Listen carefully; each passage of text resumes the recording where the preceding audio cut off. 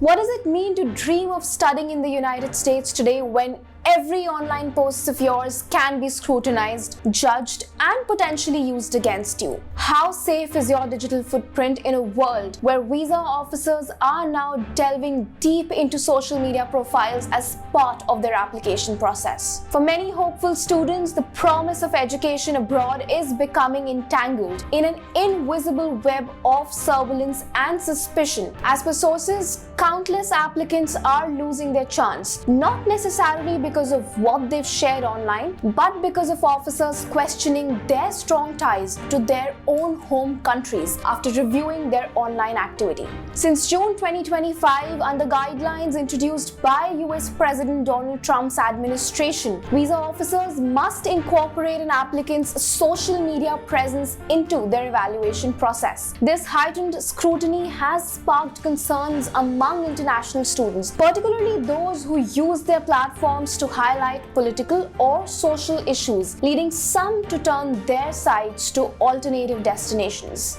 Now, despite successfully passing every other step of the application process, several Indian students have reported visa rejections after US officers reviewed their social media activity. These students were ultimately denied visas on the grounds of lacking strong ties to their home country, even though they have lived there all their lives. As per the Institute of International Education, Indian students account for nearly 30% of all international students in the United States. What used to be a straightforward visa process has now evolved into what immigration lawyers call surveillance in disguise. Applicants are now required to make their social media accounts public for background checks, left in dark about which posts or opinions might jeopardize their chances.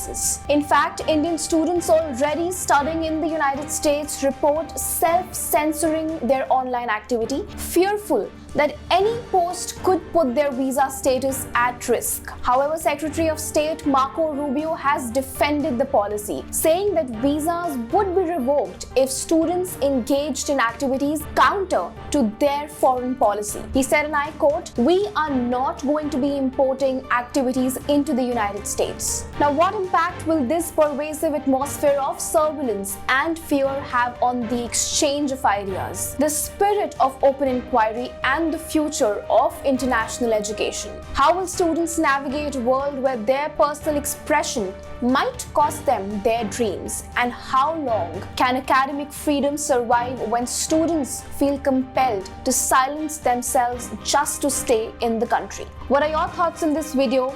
Do let us know in the comment section below. If you like this video, then like, share and subscribe to ET Now.